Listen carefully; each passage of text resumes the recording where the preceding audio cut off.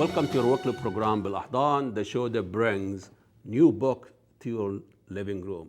I'm reading a wonderful book these days called Appletopia, Appletopia, the media technology and the religious imagination of Steve Jobs. You know, all know Steve Jobs, the founder of Apple, and Professor Brett Robinson wrote this wonderful, it was his dissertation about what was this culture that Steve Jobs created, a relationship between technology and religion. And I had this Skype interview with him, wonderful young man. And I start my conversation with him, and I ask him about the trust of that book. What is his the premises? What is this book all about for all you? So you can get to know what his book is all about. And I have this 20 minutes about conversation with him. So enjoy that interview, and I'll come to you after the interview. The book started as a dissertation project at the University of Georgia, and I was interested in the intersections between technology and religion because they go back quite far. If you look at the Greeks, the Middle Ages, there's a tendency, a very human tendency, to link the technological with the spiritual. Just a couple examples. With the Greeks, the ancient Greeks, the spindle, which was a manual weaving technology, was a very important technology for their culture. And Plato, Socrates actually used it as a metaphor to describe the motion of souls in the afterlife. In the Middle Ages, the clock became the dominant technology, and theologians and thinkers compared the design of the universe to a master clock maker.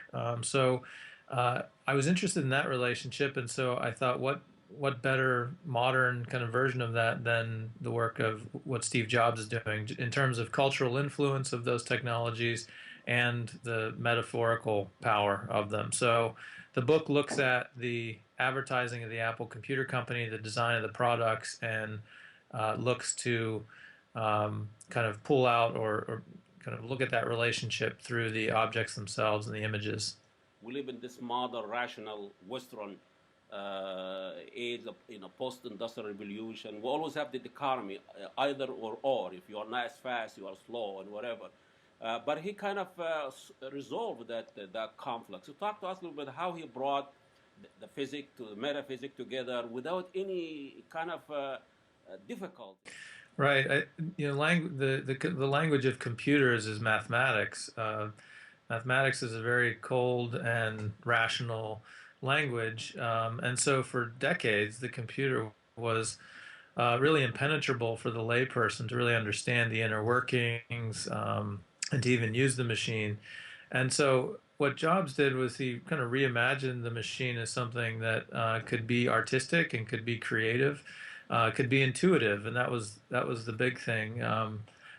When he went to India as a young man on pilgrimage, he spent some time with Hindu villagers who could not read but had this deep wisdom that came from intuition, and bringing that intuitive to the rational was something that he saw as I think an evolution in cultural consciousness. That once the church really was defeated by the rational industrial revolution, by the rational West, there was a void there that was filled, as you mentioned in your book, and other was mentioned by modern life and technology, and people look at technology as the new religion. The little Mac computer right up there. Of course.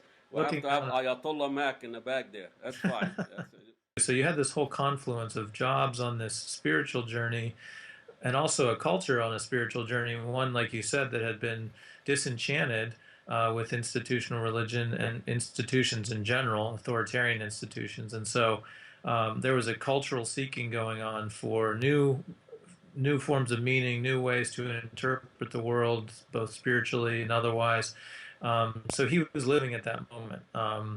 And so it was partly timing and partly his own personal experience that led him on that journey. And then, as you said, technology became an outlet for him and for many in the 60s. Today, that sounds kind of like a hippie idea. You think of LSD and all these experimentation with drugs as Yeah. expanding consciousness, but there was truly a link between that mentality and the development of the first personal computers. So there's no doubt that those ideas are kind of baked into that search. IBM, like you mentioned in your book or someone else, IBM was representing the efficiency, the industrial, rational, and then here comes Mac, they represent intuitive thinking, non-linear thinking. As someone said, or I said, Mac is the Catholic and PC is a Protestant. So tell us a little bit about some kind of the cultural meaning of Mac and IBM in a religious term. Well, yeah, Umberto Eco wrote that essay where he compared the Mac to Catholicism and PC to Protestant. He was looking at it semiotically, so he was looking at the symbols of, and he was actually talking about DOS, which is the old command line computing. So the images of the Mac were very much for him, by comparison, like the cathedrals of medieval Europe with the imagery and the iconography, whereas the PC was very bland text-based, which was sort of the Protestant idea. So that was kind of tongue in cheek, but you mentioned the culture around Apple and the cultish behavior of some of the followers. Apple was the underdog for a number of years. IBM was the giant in the computing industry, and so the real fervor for Apple began in those years when this group, this ragtag bunch of Apple users, really felt a common bond as they were taking on this corporate giant IBM. And again, this kind of 60s notion of taking on the establishment and the authoritarian institution. So it became a figure or a metaphor for that battle. And so Apple, because it represented creativity, individualism, these were cultural values, not just computing values or advertising values, but these were cultural values that Apple shared with the culture at the time. So that's where a lot of the fervor developed. And then the objects themselves are well designed, they're aesthetically pleasing, and so there's an effect there too. And if you look at religion, the aesthetics of religion are very important. People are moved by religious art and hymns and so forth. So that's part of it as well. So if you have this kind of cultural movement and this very aesthetic visual experience going on, that's a shared experience with others, then there is this. I think it develops this or encourages this fervor and this attachment. Well, you mentioned that religion it was our social bond. When we share our religion, and when that disappeared, now technology became, and touching is believing. Can you elaborate a little bit? I like that. Touching is believing, and you talk about the Da Vinci's, painting and all that. Yeah, well, your first comment's really important too, and I'd like to kind of put an exclamation point on that. Culture, there's a certain tendency to want to have some kind of universalness or common bond. So when culture gets fragmented, as you say, you mentioned some of the causes: industrialization, urbanization. We became, particularly in the West and America, very much individuals rather than part of a bigger idea. So you have the Thoreaus and the Wordsworths and the Romantics of that era who really celebrated individuality and found their spiritual meaning in their individual subjective experience. And so technology gave us a new medium for connecting all of our individual subjective experiences into one whole. That's how we share culture now. It's how we create culture now. And the root of the word culture, cultus, is to worship. And so these are the things that we tend to hold sacred. So the ad that you mentioned was a ad for the first iPhone, and the tagline was "Touching is believing," and the image was just an iPhone on a black background, glowing face, and a finger reaching out to touch the face of the iPhone with this "Touching is believing" tagline. So immediately, as a Roman Catholic, I saw this iconography of the doubting Thomas, the apostle, reaching out to touch the wounds of Christ, to believe that he truly resurrected. There's also a bit of resonance between the image of that and Adam and God in the Da Vinci's, Michelangelo's creation painting in the Sistine Chapel. So this was one of the ways in which, again, Apple does this kind of tongue-in-cheek parody of religious symbolism and so in the past, we understood the world through our connection to nature. And as science and technology become the new sort of way of interpreting the world, they become the new mediator. They become the new ways in which we come to know the world. And so with technology breeds certain habits. The way we find information now typically is jumping on Google or touching a touchscreen phone.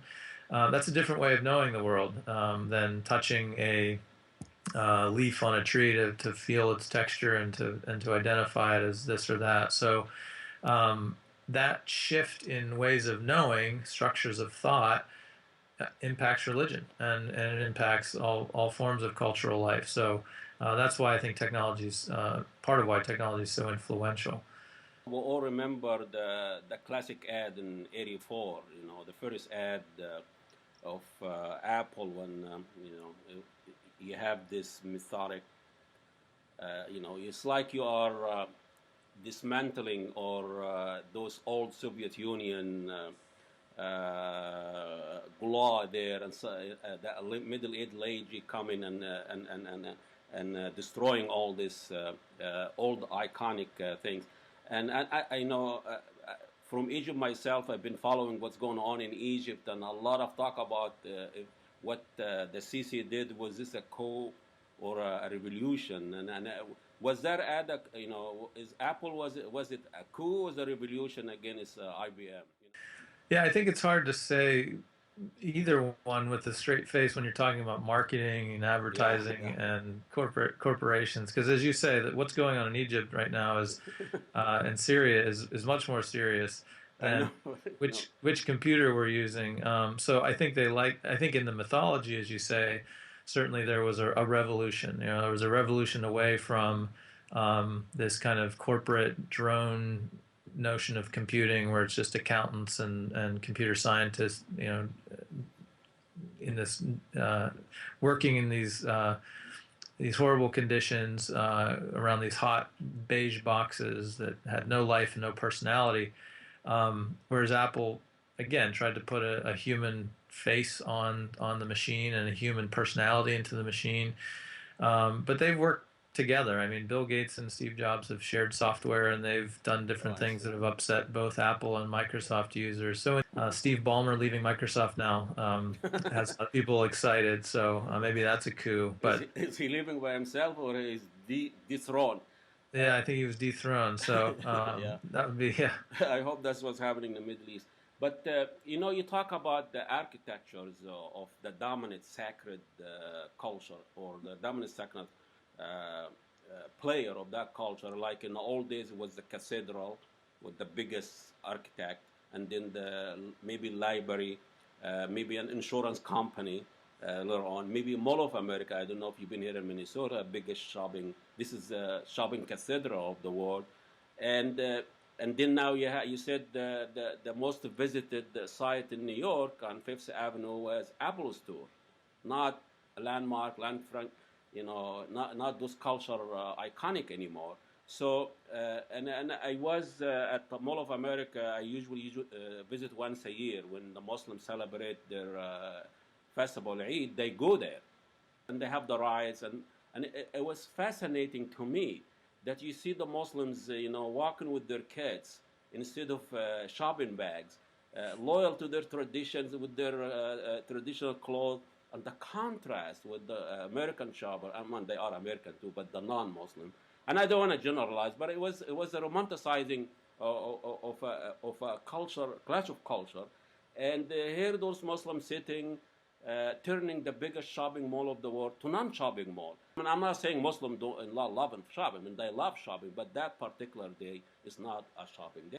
Well, I'm with you. I mean, again, the contrast that you mentioned with the mall thing is fascinating, and um, there's this whole notion in consumerism of culture jamming, where consumers sort of take back some of the power by rejecting some of the corporate idols or repurposing them for some good. So to me, that sounds like a magnificent example of culture jamming, in which you take this very consumerist materialist space and turn it into a place for religious celebration. I mean, I think that's beautiful. You usually see the reverse, which is a Yes. consumer outfit taking over a church and turning it into a bar or something like that. So to know that that goes in reverse, I think is fantastic. Um, yeah. So and the second part, yeah. I mean, you're making all the points I would make. So Also was raising, and the first word in the Quran, read, so the power of words is really resonates than the power of a building or an architect. So and then Apple and Jobs taking it a step further, not just the word, the image. yeah, that's a great point. Today's actually in the Catholic Church is the Feast of Saint Monica, and Saint Augustine, who was her son, had a conversion where he heard children playing, and they were singing a song, and the words of the song were "Take and read, take and read." And so he picked up the Bible that he was carrying, opened it to a page, and the verse spoke directly to him. And so through reading that verse, he was converted. So as you say, the power of the book and of literacy to really change the mind, that power to convert isn't just it could be a spiritual conversion, and I think technology has much the same effect. The Greek term is metanoia, or conversion. Metanoia meaning to sort of change thought or to change the mind. So as these technologies become the dominant technologies by which we come to know things, certain conversions take place, and conversion takes on a different character. So prior to the book, it was oral preaching that converted a believer or a follower into a believer. Um, After the book, it was often reading the scriptures that did that. And now with technology, we have this whole host of other ways in which, like I said, we come to know things about our faith and about culture and about all these other things. So there's a real power in that, and I think Apple really capitalized on the cultural influence of media technology by mythologizing it and turning it into something that did have that spiritual kind of resonance, because it does. Whether Apple is going to lay it over it or not, it's there. Uh, yeah, when you look at Google Earth, you now you look at Earth any way you looked at it before. I mean, the Earth, this mythology and universe and all that now under your fingerprint. It's like Right, and you in digitalize it. ancient Greece, you're looking to the heavens, Yeah. and you're inspired by the vastness of the cosmos, and you're looking for patterns in nature and in weather and in the stars to kind of find meaning, and develop these mythologies. And now, as you say, the polarity is almost reversed. With Google Earth, we're looking back at ourselves. Now we're looking at Earth, and we're fascinated by these pictures of Earth and of ourselves. And people are getting on Google Earth and looking for themselves on the Google Cam or whatever. So there's it's almost like I heard a speaker one time kind of make a comparison between a life without this religious inspiration is kind of living in a basement with ceiling or low ceiling painted with dim stars. That in a secularist, scientific society, you don't see the vastness of the universe and the mystery that's there anymore, and that's troubling. He talked about the cult of individuals or individualism, where you become the religion. I mean, almost you become God. You worship your own self. You see yourself in your own image, not in the image of God. And Steve Jobs was also not accused but reality distortion. He was interested in distorting reality. So talk to us a little bit about the cult of individualism and the fact now we are such exhibitionists. We look at ourselves 24/7.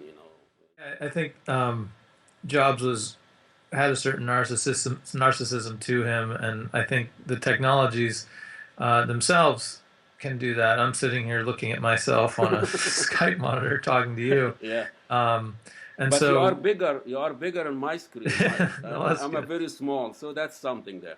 That's better. Yeah. Yeah. So I think there's a real temptation with these things to look at ourselves. I picked up my iPhone this morning, and my 4-year-old somehow got it this morning before I woke up and had videotaped himself talking to himself for minutes at a time. And I just thought, gosh, this is something I never experienced as a child. I don't know. I'm fearful at what sort of habits it's breeding in him. This notion that I need to sort of look at myself to validate myself, to know that I'm there, sort of thing. And I think a lot of that's, I mean, to answer the first part of the question, I think Jobs came out of a real American notion of this subjective kind of spirituality where, again, no dogmas or creeds. It's very much you seeking meaning in your own way. And if you're Thoreau, you go out into nature and find it in nature. But if you listen to, Deepak Chopra or Oprah or these people, it's very much about you and your psychological well-being and, this sort of introspective, obsessive introspection, looking back at yourself to kind of fix these problems. And I think, again, real danger in that, fearful of that, because I think at root and at heart, humans desire something transcendent, something beyond themselves. They know that this isn't everything. And so the more that psychology and technology and these things continue to point us back to ourselves, it's breeding its own sort of insanity and depression and anxiety and isolation and alienation. And so you look at the rise in all of these mental kind of pathologies, and they track, right along with the increase in the use of technology. Now, I'm not suggesting there's a one-to-one correlation there, but there's certainly a relationship between these things and sort of the cultural issues and some of the cultural problems in general, psychological problems that we're seeing.